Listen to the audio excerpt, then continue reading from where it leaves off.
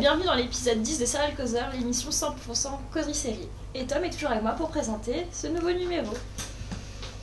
Il est nouveau, c'est Laurent qui Bonjour. est sériephile, blogueur, podcasteur, Voilà, et n'importe à peu près. Bonjour Laurent. Bonjour. Et bienvenue. Alix, toujours chroniqueuse série au Daily Mars. Bonjour. Et Yann qui a avoué qu'il faisait du repassage devant le village français. Bonjour. C'est moche. Il y a quelques épisodes. Et notre invité du mois est Nicolas Robert, Bonjour. chroniqueur série aussi au Daily Mars, qui supporte Alix. C'est ça. C'est ça. On se supporte Difficilement. mutuellement. Non, ça va, ça se passe bien. Et nous allons parler des séries médicales à l'occasion des 10 ans de Grey's Anatomy. Et c'est Yann qui va nous faire le brief. Alors, NFS Chimie Yono, de Saint Elsewhere à Night Shift, en passant par House et bien sûr Urgence, les séries médicales ne nous quittent plus. Comment expliquer cet engouement, ainsi que la longévité de ces titres, dont Grey's Anatomy qui fête ses 10 ans cette année? Le genre est-il nécessairement ancré dans le soap, comme Hôpital Central et ses 13 239 épisodes, série en cours? Enfin, quelle est l'influence de ces séries sur notre approche de la médecine? Peut-on affirmer qu'elles constituent un miroir objectif de notre société? Alors Nicolas, quand on te dit série médicale, Ah bah, moi, ça fait partie de. Il y a une série médicale qui, comme pas mal de gens, je pense, est un peu la pierre dans mon jardin sériephile, c'est Urgence. Clairement, c'est ça qui m'a fait basculer dans la passion des séries. Du coup, c'est vrai que c'est un genre auquel je suis très attaché parce que je cherche pas à retrouver Urgence dans toutes les séries que j'ai vues, mais si elles peuvent tout explorer de manière intéressante cet univers, je sais que je serai toujours curieux. J'ai regardé Night Shift, j'ai regardé Three Rivers, j'ai regardé. ah c'est toi. Ouais, il y en a pas.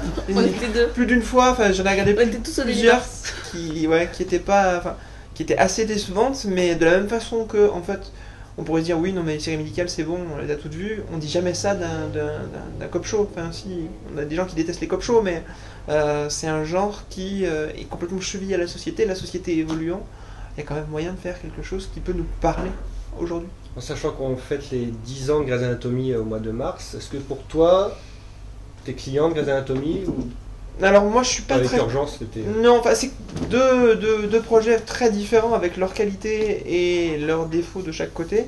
Le plus gros défaut d'Urgence pour moi, c'est quand dans les dernières saisons, ils ont essayé de faire du Grey's Anatomy.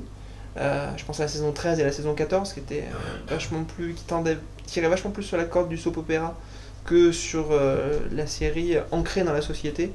Maintenant, je peux pas trop parler de Grey's Anatomy parce que j'en ai vu quelques saisons, mais je suis pas à jour.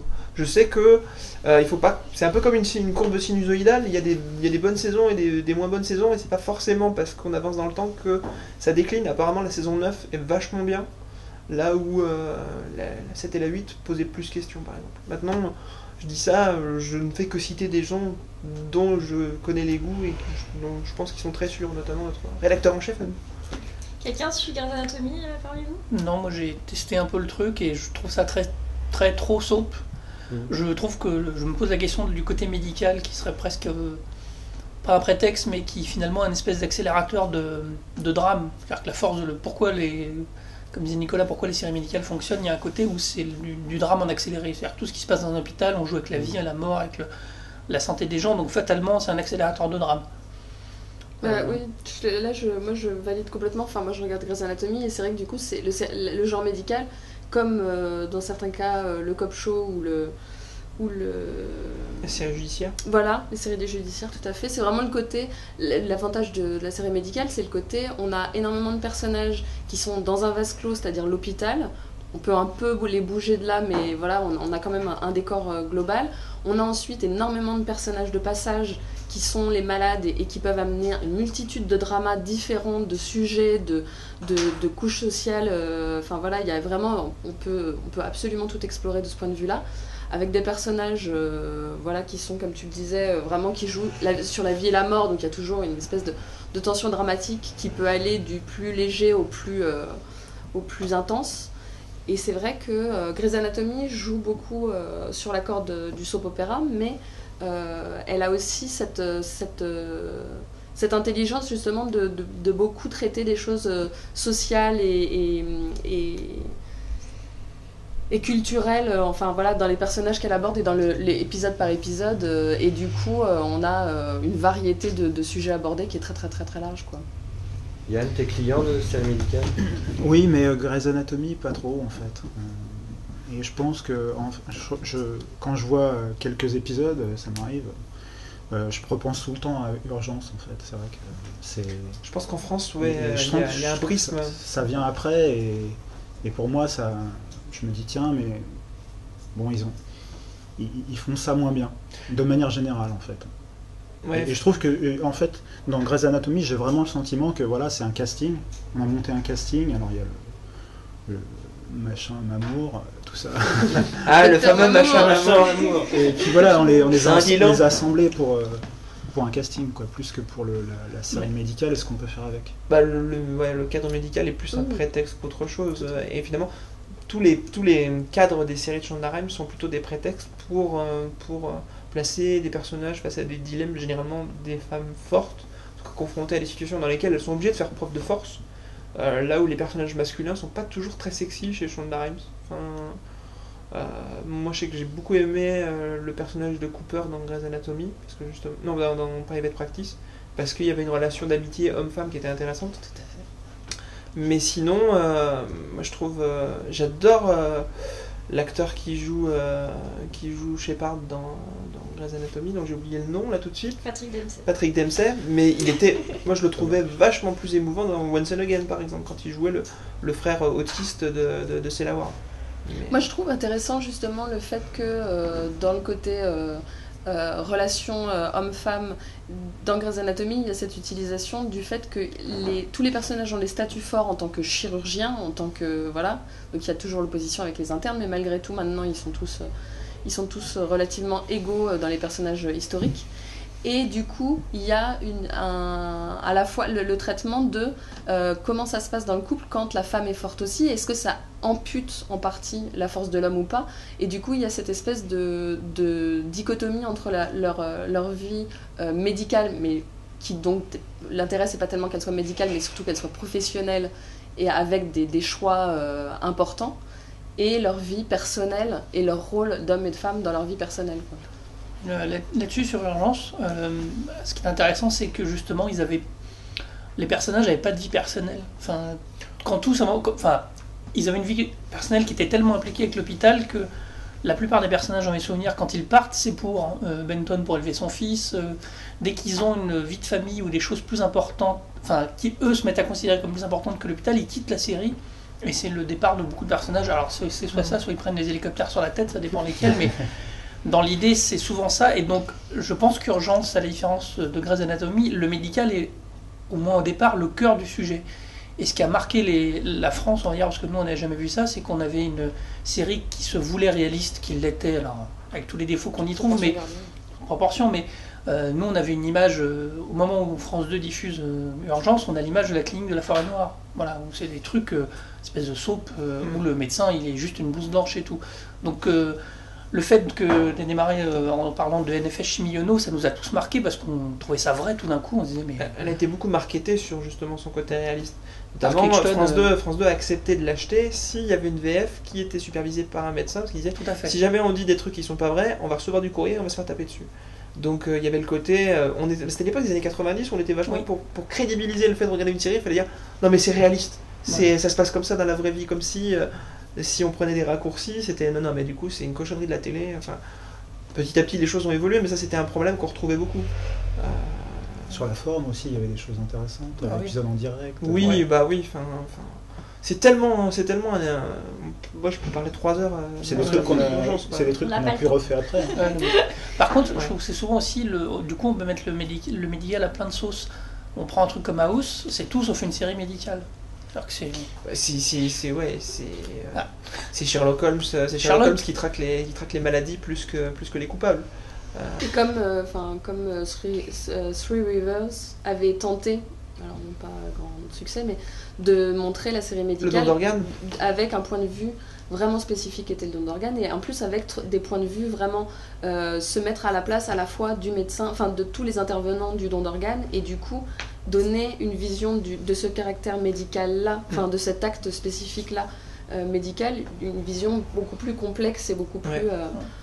Ouais. L'autre grande série médicale qui n'a pas duré longtemps, et peut-être que vous vous en souvenez pas, c'était Gideon's Crossing, la série créée par Paul Attanasio avant House, avec André Braugher dans le rôle principal. Et elle, c'était vraiment une série médicale pure et dure et vraiment intelligente. Notamment, il y a un épisode qui est absolument génial sur comment en fait la succession de médecins autour d'un cas va...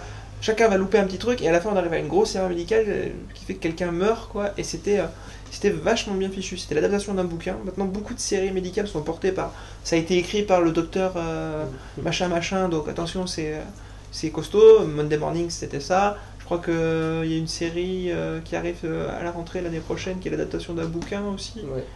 Comment peut-on expliquer donc le succès de séries comme Grey's Anatomy qui a déjà 11 saisons et vu les audiences va être encore renouvelée, House qui a eu 8 saisons, Urgence qui a eu 15 saisons, même Scrubs qui sont tous plus ou moins donc, dans un univers médical et qui sont des genres différents. Oui, il faut dire que c'est un genre... Je pense qu'il y a un quotidien, il y a un enfin, alors House c'est un peu particulier, mais la force d'Urgence a été le renouvellement de casting, c'est-à-dire que c'était plus la vie de l'hôpital. Alors il y a des têtes fortes, il y a des choses qui ont marqué, mais c'était vraiment le quotidien de l'hôpital. À la limite, les médecins dedans avaient un intérêt ou pas. Alors House c'est particulier parce que c'est centré sur lui. Je crois qu'ils ont réussi à faire quand même évoluer le personnage et les gens qu'il y avait autour de manière où ça reste intéressant. Alors je pense comme toutes les parties, il y a des parties moins sympas que d'autres, mais je crois que la fin de saison d'House c'était quelque chose quand même plutôt... fin de série, pardon, qui se démarquait quand même. Après, je pense que c'est vraiment une histoire de quotidien. C'est quelque chose où on prend plaisir à les voir régulièrement. Ouais, disons que la palette que tu as décrite, elle est vachement large. Ça montre bien que c'est un genre dans lequel il y a des codes qu'on peut exploiter de manière très différente. Bill Lawrence le fait de manière un peu onirique et super drôle dans les premières saisons de Scrubs, là où David Shore le fait pour en faire un espèce de projet, un petit peu de série policière médicale, quoi, en quelque sorte. Et en fait, ce qu'il y a, c'est qu'il y a les codes que tout le monde plus ou moins a appris à repérer avec le temps en France depuis Urgence, aux États-Unis depuis plus longtemps avec Saint-Elsewhere et même avant. Derrière la blouse, derrière les scalpels et tout ça, c'est surtout la société qu'en fait, qui rentre à chaque fois dans l'hôpital. C'était évident dans Urgence, c'est pour ça que ça a beaucoup plu. C'est ce qu'ont essayé de faire plus ou moins tous les autres, parce que même House, même s'il est vachement rivé sur un personnage et les gens qui gravitent autour, il y a quand même un sacré paquet d'histoires qui font rentrer un malade avec une histoire qui est liée... ça correspond bien au procédural en fait. Ouais, voilà. Ouais, on soigne quelqu'un, un début, une fin dans un épisode. Et en fait, c'est la société en fait le principal patient. C'est pour ça que ça marche bien. Ouais. À partir du moment où le projet répond au code hyper théâtralisé du genre, c'est-à-dire le chariot qui défile, les gens qui tournent autour, et puis les écarteurs, machin, tac, tac, tac. Ah. Mais surtout, à chaque fois, ce qui compte, c'est en quoi est-ce que ça nous touche nous et en quoi ça nous renvoie à notre quotidien à nous. Il y a moyen de faire différent. On a vu il n'y a pas longtemps The Nick qui a démarré, alors qui est porté par Steven Soderbergh, mais alors qui choisit un hôpital en 1900 avec un personnage, enfin du coup un univers victorien, un truc un peu différent, qui du coup apporte d'autres choses de la société de l'époque, où en plus il rajoute donc les techniques médicales qui à l'époque débutent et sont balbutiantes. Donc ce qui nous paraît, nous, le quotidien des habitués d'urgence, pour eux c'est complètement nouveau. Il introduit un personnage afro-américain aux États-Unis en 1920 dont personne ne veut, et on vous dit ouvertement je veux pas de nègre dans mon hôpital. Enfin voilà, c'est des trucs où ça fait très bizarre de voir ça, même si la question se posait aussi dans l'urgence. Mais voilà, il y a moyen toujours autour du médical de faire... de raconter autre chose, de raconter une autre société aussi que la nôtre. Et toute la complexité est peut-être là, c'est-à-dire qu'il faut jouer sur les codes que les gens connaissent autour d'urgence et en même temps rajouter quelque chose d'autre. Et souvent ceux qui se sont plantés, c'est ah oui ça nous rappelle, mais en même temps il n'y a rien d'autre. C'est un peu une biscotte avec un tout petit peu de sel dessus, enfin il n'y a rien. Moi, une chose que je trouve intéressante aussi dans le succès des séries médicales, c'est le côté, autant dans le cop show, on a en général la victime qui arrive très très tôt, et qui meurt, donc voilà, c'est le point de départ, et ensuite le flic va être le héros qui va soit réussir à sauver les autres gens qui étaient en danger, soit réussir à attraper le meurtrier, et donc être un héros par ce biais-là aussi. L'intérêt de la maladie, c'est que c'est un ennemi, alors à la fois très très commun et à la fois beaucoup plus, qui glisse beaucoup plus entre les doigts, et que ça permet d'avoir aussi on a un début du truc qui est la maladie est présente, et ensuite, pour le patient qui est traité cet épisode-là, en fait, on ne sait vraiment pas, dès le début de l'épisode, s'il va y survivre ou pas, s'il y a un diagnostic définitif et létal qui va être mis en jeu ou pas. Et du coup, ça maintient un suspense qui est aussi très intéressant, parce qu'il n'y a pas ce côté héros d'un truc à un Castle ou un Bones où on sait qu'à la fin de l'épisode, ils vont de toute manière attraper le méchant, soyons clairs.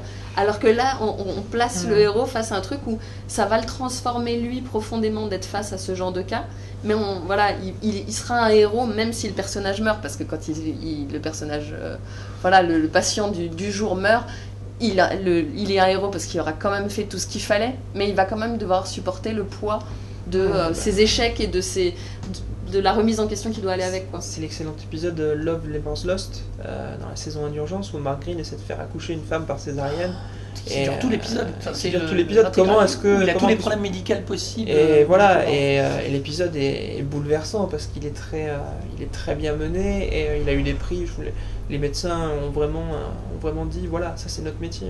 Mais pour en citer encore Urgence, dans le pilote d'Urgence, le docteur Lewis dit j'ai appris une seule chose en médecine, rien n'est jamais sûr, ni ce qui est très bon ni ce qui est très mauvais, rien n'est jamais sûr. Et effectivement, on est toujours là-dessus.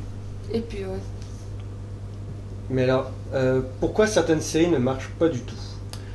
Pourquoi ? Parce que, à mon sens, justement, elles n'arrivent pas à transcender le schéma original. C'est-à-dire, on sait quel code on va trouver, mais on veut trouver autre chose aussi. Quelque chose qu'on n'a pas vu, quelque chose qui va nous toucher différemment. Est-ce que... faut pas oublier aussi qu'Urgence a été le plus bel accident de la télé américaine des années 90, parce que la chaîne ne croyait absolument pas.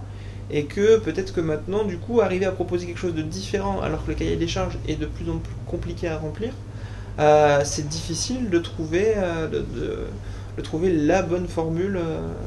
Donc il n'y a pas de recette miracle finalement? Non, parce que quand tu vois l'année dernière, par exemple, on a eu Black Box, je sais pas si vous l'avez vu, avec Kelly Reilly, qu'on verra bientôt dans True Detective, qui est en gros l'équivalent de House avec une schizophrène, non, une bipolaire, qui s'occupe de personnes en situation difficile.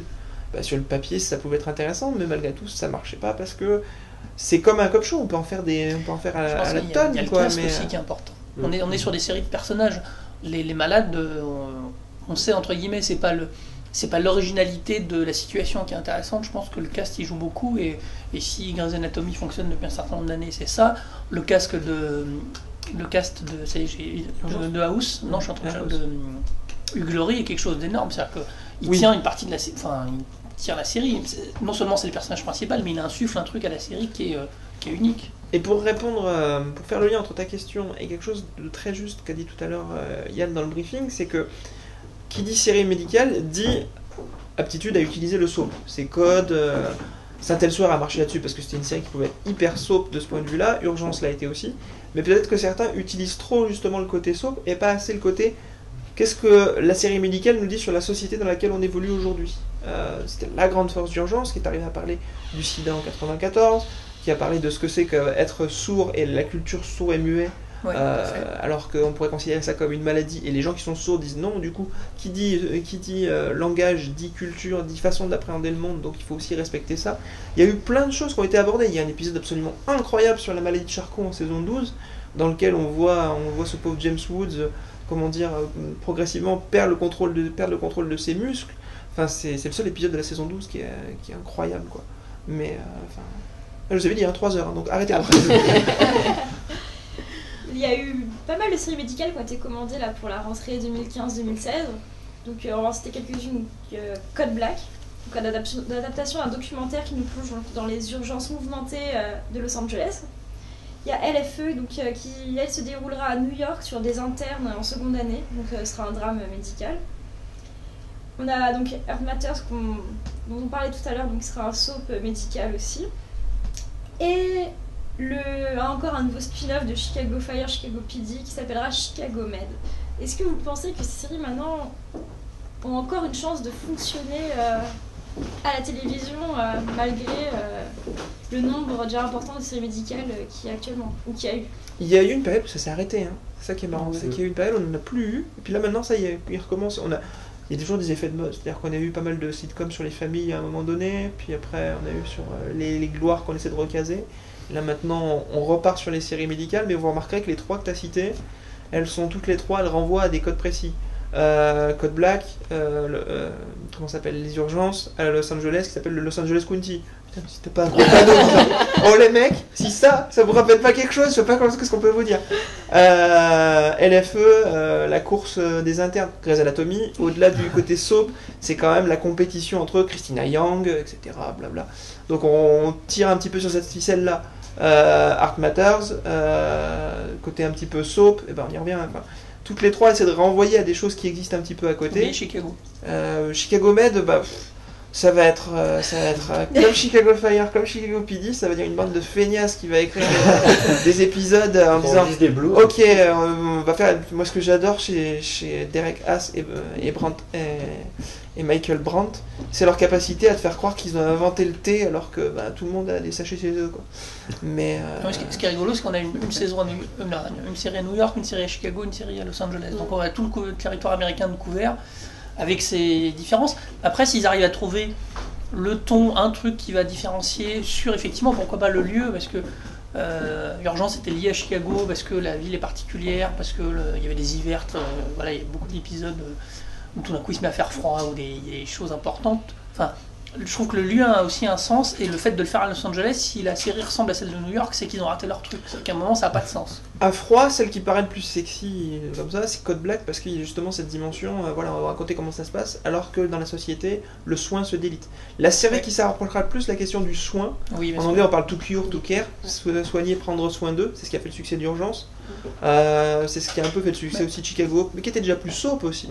À mon avis, ça peut être intéressant. Si après LFE, c'est une espèce de Survivor comme la saison 4 de House où il faut choisir quel interne va rester à la fin, ça peut être fandard, quoi. Mais moi j'avoue que là récemment j'ai été beaucoup plus intéressée par les séries médicales qui s'éloignaient un peu du cœur médical qui était prétexte de drama et qui du coup s'appuyaient sur des choses beaucoup plus précises comme Red Band Society qui a été une déception parce que l'original Paul Ceres Bermel était beaucoup mieux, mais qui du coup spécifie vraiment sur un public de patients qui vit à l'hôpital et qui avait vraiment le côté, qui sont des adolescents pour le coup, donc ça avait vraiment quelque chose de très particulier. Le fait d'étendre un peu le côté médical avec In Treatment à la psychiatrie et à ce qui se passe, voilà, donc on n'a pas encore eu, il me semble, de séries sur des hôpitaux psychiatriques.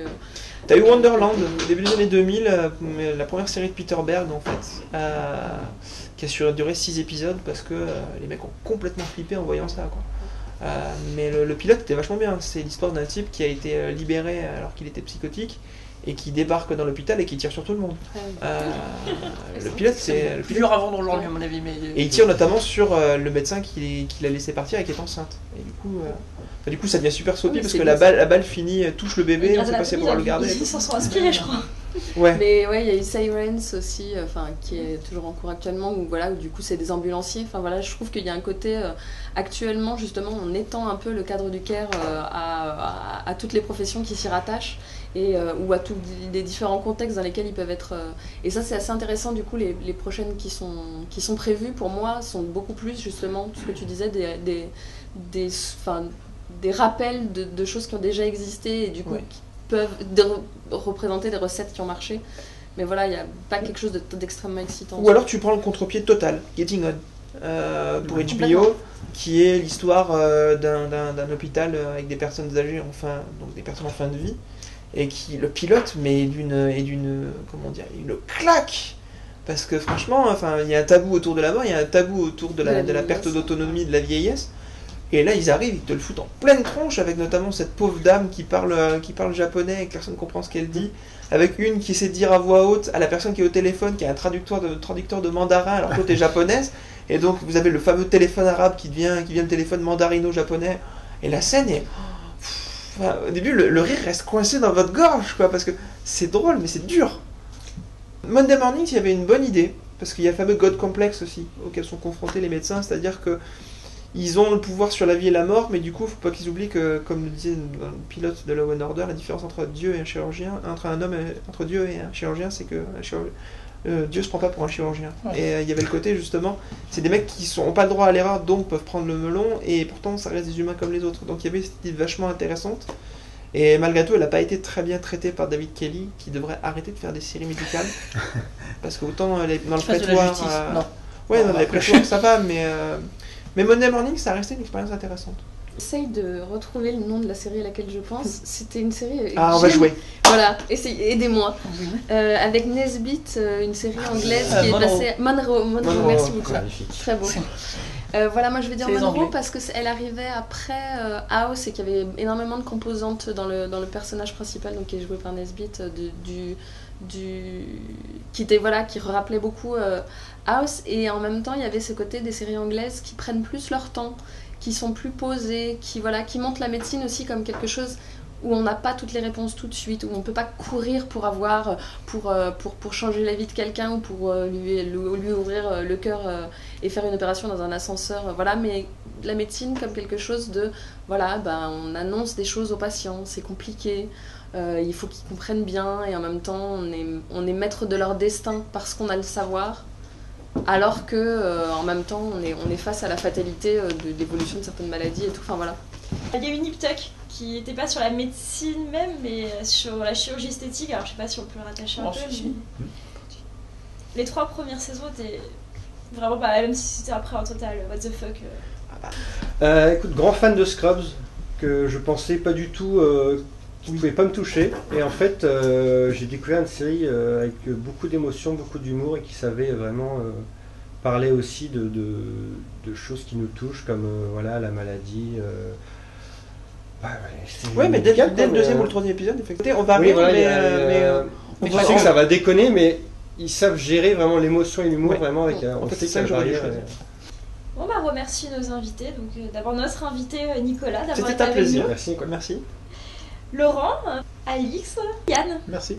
N'hésitez pas à nous suivre avec le hashtag Serial Causer et sur Facebook. On était au 9e ciel, le bar dans le 9e arrondissement à Paris. Et on se retrouve la prochaine fois. Au revoir. Au revoir.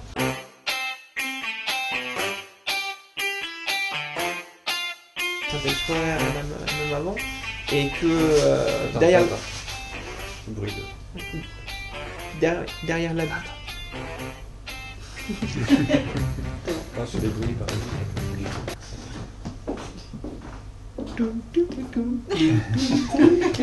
Pardon.